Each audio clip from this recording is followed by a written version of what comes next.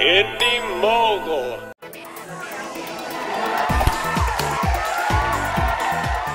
A B movie's getting A movie treatment with both 3D and IMAX 3D. You're watching Beyond the Trailers review of Resident Evil Afterlife.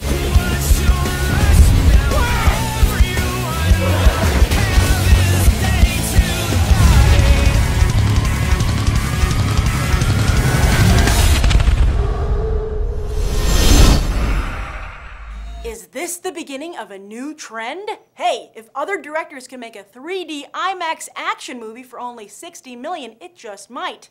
And if any B movie can justify A movie treatment, it's Resident Evil.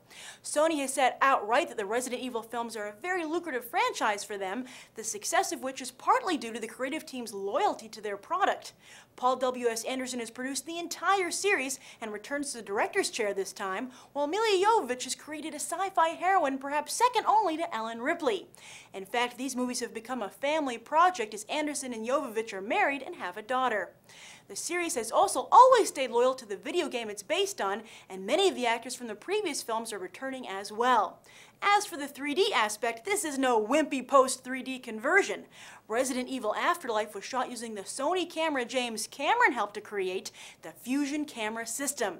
And while other films try to be more subtle with their 3D, this zombie action movie has no such qualms about getting in your face. Hey, if the T-virus can morph 3D into something truly worth the extra $5, infect away.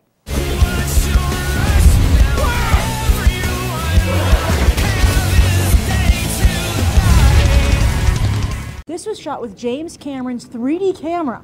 Did you notice a difference? Yeah, there was a big difference. Actually, it's just the same. Yeah, it had more special effects coming towards you. Yeah, because when I watched the movie, everything just came into my face. Was it better 3D than other 3D movies you've seen? Yes, actually it was. Oh, cool. It was pretty much on par. You know, okay, I liked cool. it. Yeah, I liked it. But I thought it enhanced the experience with the particular movie. There wasn't that much 3D action, but when they had the 3D action, it was actually pretty good. It was better than the other ones. When it got like a little bit dull and things came at you, it made it a little bit more live. Oh, okay. A lot of people out there are just against 3D. How do you feel about 3D? It's good for some movies, not all. I like 3D movies and IMAX movies. I like 3D. I like 3D in the movie theaters, not in my home. Yes, agreed. It doesn't come out quite as much at home for some reason. No. So will you be sad if 3D went away? No. Oh, you wouldn't? A little bit, because some movies it actually helps. Yes, I would. Why would you miss it? Because all the action will be coming up in my face. Like it'd be a boring screen like that. I would be like, aww. Have you seen all the Resident Evil movies? Yeah. Where would you rank this between the other films? This one was actually better between part 1, 2, and 3. Near the top. Yeah, it's Really? probably like the best one I've seen. This one's actually the top one. Well, I saw Resident Evil Extinction with my mom, but I didn't see the rest of them. Oh, cool. How did this compare to Resident Evil Extinction?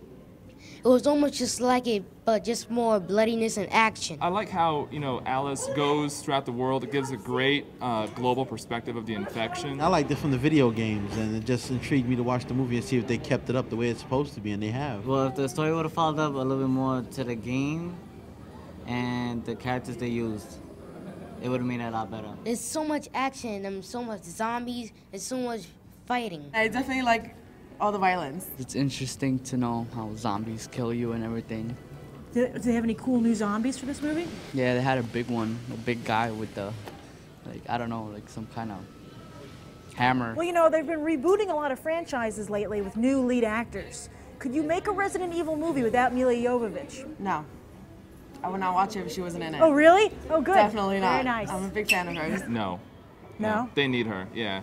She makes the movie. Without her, it'd be like, like the Batman was, from 1989 to like the 90s or whatever. They had a different person for all the Batmans. Yeah, you gotta stick with the original. Yeah, right? you gotta stick with the same one. What would you say to your friends about this movie? That they're lame for not coming up with me. Yeah! What do you give this movie on a 1 to 10? say an 8. I give this one a 10. 10. I give it a 10. 10. A 10. Milla Jovovich continues to protect mankind and the Resident Evil franchise as audiences give this latest movie a 9.5. And don't forget that Resident Evil Afterlife is the focus of this week's one-sentence review challenge. If you've seen the movie, leave your 1 to 10 rating below, as well as your one-sentence review. Whoever writes the best one gets a free pair of AMC movie tickets, and I'll announce the winner this Sunday on Facebook. I'm Grace Randolph, reporting from AM's Empire 25, and I hope you'll go beyond the trailer for these other top movies.